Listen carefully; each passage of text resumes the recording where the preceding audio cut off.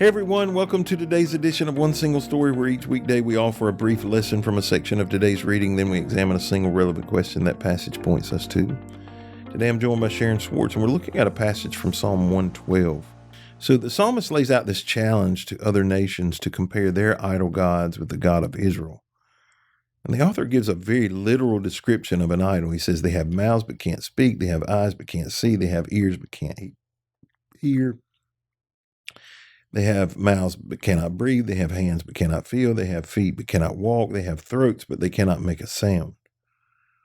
And it's important to recognize that the author is not trying to make a statement about what God looks like or about what kind of form God may have. Rather, he's taking the description of an idol and making a statement about the reality and the imminent presence of the God of Israel in comparison to the idol God.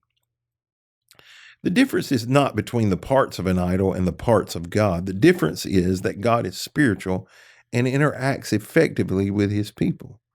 God can speak through his prophets. God can see what Israel is doing and respond accordingly. God can hear Israel's prayers.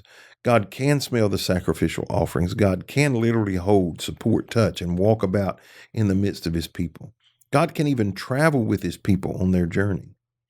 So understanding the poetic comparison between idol gods and the God of Israel has not been difficult to follow through verse 7, but verse 8 makes a statement that is a bit more deep in its meaning, and it's more challenging to comprehend.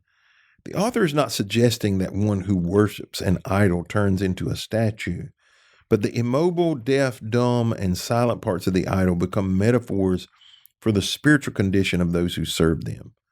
The metaphor was picked up by Jesus himself through the context of Isaiah's calling in Isaiah 6, 9, and 10. There, God informed Isaiah that his ministry would be met with rejection and the people would respond like spiritual statues. In Isaiah 6, 9, and 10, it says, "And he said, yes, go and say to this people, listen carefully, but do not understand. Watch closely, but learn nothing. Harden the hearts of these people, plug their ears and shut their eyes. That way they will not see with their eyes, nor hear with their ears, nor understand with their hearts, and turn to me for their healing." Jesus concluded many of his parables with the phrase, "Anyone with ears to hear should listen and understand." Much like an idol, Israel became a people with ears that could not hear, eyes that could not see or would not see, and hearts that would not repent.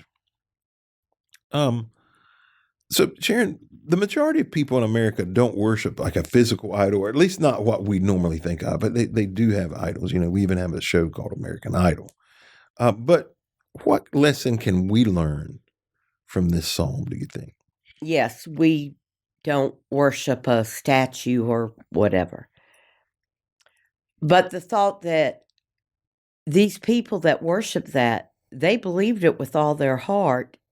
It wasn't, they believed it and were getting nothing.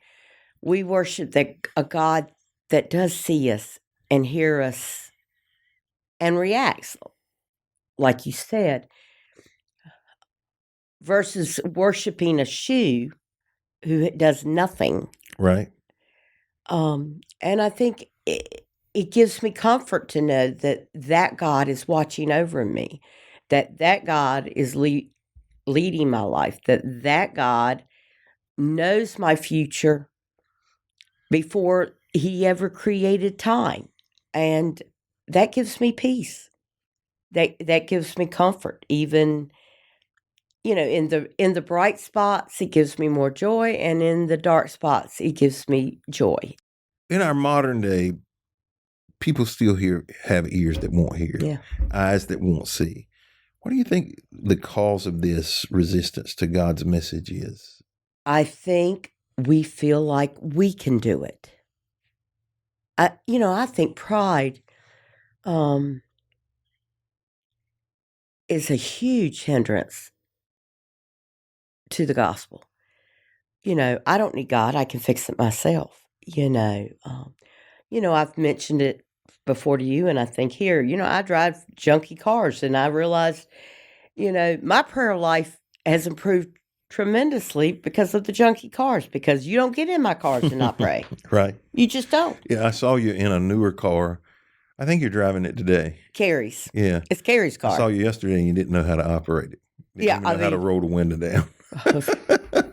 Yeah, I mean, this thing, you back it up and it beeps at you and you're like, what is it telling me? It slams on brakes. Anyway, it's like if I had $1 million in the bank, would I pray, Lord, provide my needs today? Probably not. I think we get so dependent on ourselves that we get cocky and think we can do it ourselves. We exercise, we watch what we eat. And the truth is, only God can heal. You know, here locally, we've had several young people die in the last year. Young, healthy people. And no matter how well you take care of yourself, and it's a good idea, even though I'm terrible at it, it is what we should do because of the temple. But God's the only one that that knows the future and so can plan for the future with any degree of certainty. Mm-hmm. And I think that's why we don't hear. We don't need God. One of the best people I know, a good friend of mine, he's not a Christian. And the reason I always tell him, you won't become a Christian until I die. And it's because he's such a good person. And he's got it all together in every aspect of, most aspects of his life. He doesn't see the need. And it breaks my heart. So he thinks you see for him and hear for him and he don't have to, you think? Say it again. I said, do you think you see for him and hear for him and he doesn't have to? In his mind, God's a genie in a bottle. Mm-hmm. That if I rubbed him right and he was everything I say he is, then everything would be always roses and daisies. Truth is, every trial I've ever been through in my life, I rejoice for it because it's taught me so much. It's helped me be what I am, and it helps me to give to my kids and grandkids. And he just does not see the need. And he just says, I think I'm good enough.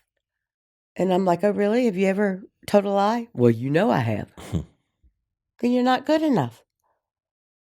Right. You know, your standard is not me. Your standard is Jesus. Right. And he doesn't believe that. And Satan has got that has blinded him to that. And I really think it'll be me dying that he realizes, because yes, you know, he's a farmer. And if crops don't look good or we need rain, first thing he does is call me and say, I need you to pray. And it makes me laugh. If you don't believe, right, why have me pray? And then God will either answer yes and no. He tends to answer yes, and he'll call me, thanks, you done good. No, I didn't do anything. It was God. And I think the thought of me not being here, being that intercessor, he'll start re-examining. Yeah, I think people can become dependent on other people, unfortunately. And, you know, even like one of the dangers of informational podcasts like this is that people depend on us to read it and interpret it for them instead of reading it and interpreting them for themselves.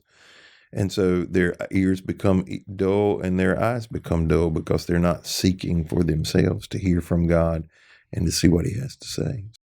Well, thank you for joining us today on this edition of One Single Story. We hope you'll be back with us tomorrow as we continue a conversation around our daily Bible reading.